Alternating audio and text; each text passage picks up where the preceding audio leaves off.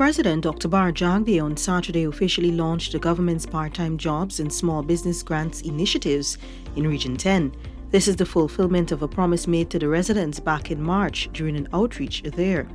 1,000 persons will benefit from the part-time government jobs, while 200 will receive small business grants valued at $250,000. Speaking at the Watuka Guest House, Linden, to thousands of residents, Dr. Jagdeo said this forms part of the administration's plan to subsidize household income in light of the rising cost of living. Now we're coming out of the pandemic with this big task ahead. We can't aim for 50,000 jobs that we campaign on. We said if we win, we will do 50,000. We have to do much, much more to generate jobs. But it's becoming harder because in all parts of the country. Because what has happened is Region 4 and 3, a lot of investment flow in those areas. So we are having job shortages in some of these areas. But in Berbice, in Essequibo, in Linden, Region 10, in Region 5, in the hinterland areas, we're not getting as many investments because the investors don't want to come out so far. So we now have to find other activities to find jobs for people until we can train them or we can get investments coming into their community or they can travel to work in Region 4. And so we decided we're going to launch this initiative.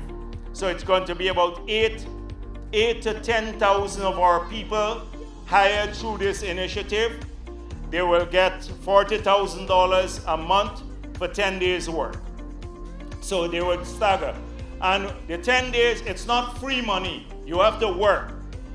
But you don't have to go in the fields, etc. because we need a lot of people to assist in the hospitals. We need some to assist in the libraries, in the schools. We can place people in different agencies so they're doing productive work. Dr. Jagdeo called on the beneficiaries to use the program as a stepping stone and to also take advantage of the Guyana Online Academy of Learning scholarships to improve themselves.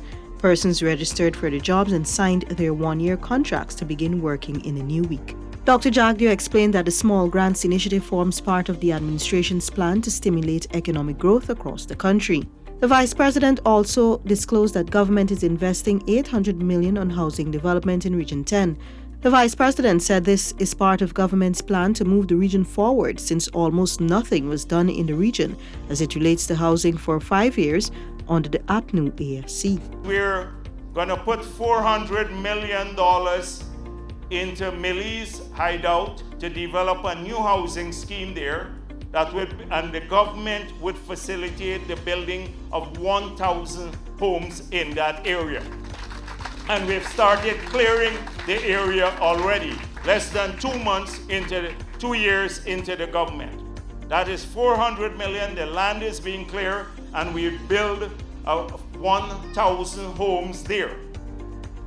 Since we got into office, another 400 house lots have been allocated at Amelia's ward. Now we were putting in the infrastructure to go into to service those 400 house lots, and we heard people protesting. There were 16 persons who built buildings on the roadway where we were going to build the infrastructure. So Sherwin Graves, where's Sherwin? Sherwin is here. Sherwin came and met with them, and we allocated lots to the 16 people too. So we resolved the problem. But instead of being helpful, APNU was just critical. So 400 persons now who have received house lots, that's in addition to the 1,000 homes we will build, 400 now will get the infrastructure to put up their properties and to build their homes. We have also built separately some 40 houses. 18 have been allocated and 22 more are being allocated. So that is only on the housing side. That's our plan, specific plan. The region, the Vice President noted, will also be benefiting from major infrastructural development. We have before the Islamic Development Bank a project for $120 million that we are hoping will be approved in June of this year, next month, that will repave the road from Soesdijk to Linden, because that highway is in a bad shape. We need to rebuild the entire highway.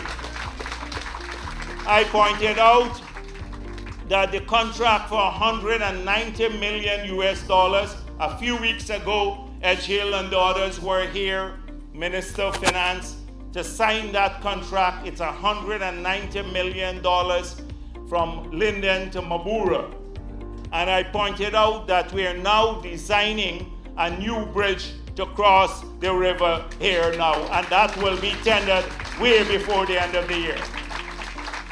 That alone is over $300 million US that we'll be spending on from Soesdijk to Mabura, including the bridge. I asked them, where were your plans for the roads? Because we managed to get all of these loans approved and grants approved since we've gotten into office. Then I pointed out that we've set aside $550 million to do community roads across the region in Kwakwani and here in Linden. That is the biggest allocation to the region ever in our history for roads. But when I came here, people were very concerned about their roads. So when we went back, we increased it now from 550 to $1 billion now to be spent on community roads, all the small roads in many of these areas.